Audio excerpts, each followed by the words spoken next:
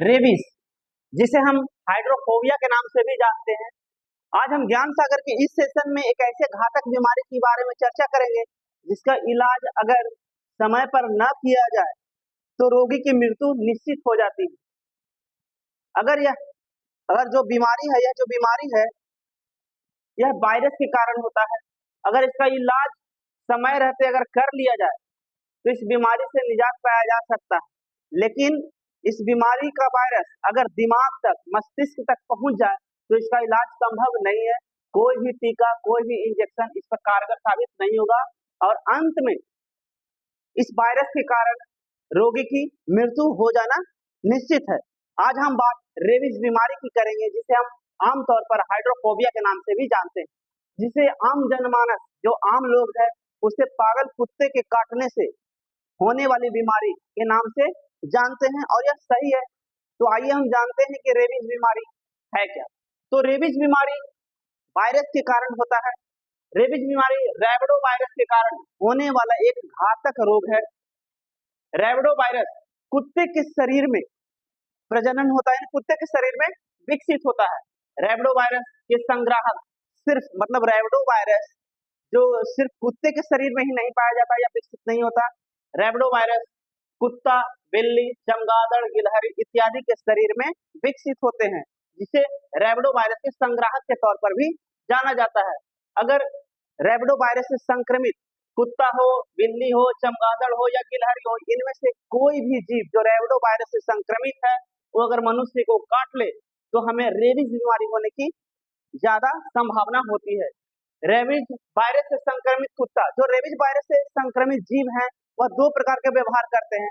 जो पहला होता है, जो रेबीज वायरस से संक्रमित कुत्ते या बिल्ली या चमगादड़ हो, वो एक प्रकार जो व्यवहार है, जो कभी कभी जो रैबिडो वायरस से संक्रमित जीव होते हैं वो कभी कभी बहुत ज्यादा शांत होते हैं, अकेले में रहते हैं और सुस्त तथा मौन चुपचाप रहते हैं। लेकिन कोई कोई किसी किसी प्रकार का जो जीव है, जो रैबिडो वायरस से संक्रमित है, रेबीज वायरस से संक्रमित है, वह बहुत ही आक्रामक, उग्र बहुत ही आक्रामक और उग्र हो जाता है। वह क्रोधित स्वभाव का होता है, वह इधर उधर दौड़ने लगता है तथा सड़ा गला हुआ चीज खाता है। तथा कभी कभी तो यह होता है कि जो रैबिडो वायरस संक्रमित जीव होते हैं वो कभी कभी मनुष्य को काट भी लेता है या काटने की कोशिश भी करता है। तो आइए हम जानते हैं कि मनुष्य के शरीर में जो रैबिडो वायरस है वह किस प्रकार प्रवेश करता है। तो मनुष्यों में वायरस, जो रैबिडो वायरस है, पागल कुत्ते के काटते वक्त उस कुत्ते के मुंह से निकला हुआ लार जब शरीर में प्रवेश करता है या शरीर में पहुंच जाता है तो रेबीज वायरस होने की संभावना होती है या प्रबल संभावना होती है। इसके जो लक्षण हैं रेबीज वायरस के वो इस प्रकार है। जिस जिस भी व्यक्ति को रेबीज वायरस होता है तो उसके शुरुआती लक्षण है सिर में दर्द, हल्का सर दर्द रहता है, बुखार होता है तथा गर्दन में इसका गर्दन झुक जाता है या गर्दन में दर्द होता है, यह इसका प्रारंभिक लक्षण है। फिर दूसरा क्या है, जब वह रेबीज वायरस है कुछ दिन तक रहता है शरीर में और उसका इलाज अगर नहीं किया जाता है तो इसका प्रभाव लक्षण बढ़ने लगता है। फिर क्या होता है, मुंह से लार टपकने लगता है, ज्यादा उग्र, जो जिस मनुष्य को रेबीज वायरस हो जाता है वह ज्यादा क्रोधित हो जाता है, ज्यादा लड़ाई झगड़ा करने लगता है, चीखना चिल्लाना शुरू कर देता है, कभी कभी बिल्कुल वह शांत हो जाता है यानी सुस्त हो जाता है। इस रोग का मुख्य लक्षण, जो रेबीज वायरस है, इस रोग का मुख्य लक्षण क्या है, जो रोगी होता है उसका गर्दन झुक जाता है। क्या होता है, रोगी का गर्दन झुक जाता है तथा इस रोग से ग्रस्त रोगी भोजन नहीं कर पाते हैं और भोजन नहीं कर पाने के कारण वह कमजोर होते चला जाता है और कभी कभी तो स्थिति यहाँ तक पहुंच जाती है कि उसे पानी पीने में भी दिक्कत होती है, जिसे हम हाइड्रोफोबिया के नाम से जानते हैं।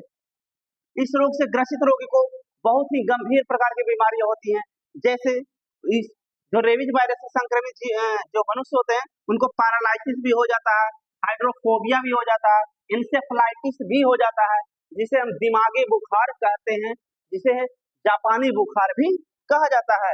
एरोफोबिया भी हो जाता है, वह ऊंचाई से डरता भी है। जो रेबीज वायरस से संक्रमित मनुष्य होता है उसको ऊंचाई से, पानी से वह डरने लगता है।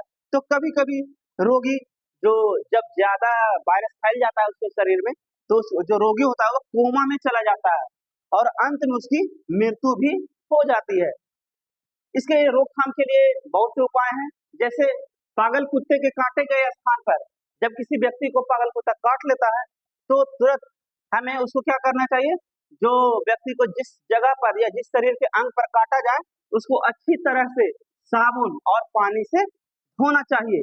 इसके बाद रोगी को हॉस्पिटल यानी अस्पताल में ले जाकर एंटी रेबीज, जो रेबीज होता है उसका एंटी रेबीज टीके यानी सुई लगवानी चाहिए तथा डॉक्टर की सलाह पर रेबीज टीके की पूरी खुराक लेनी चाहिए।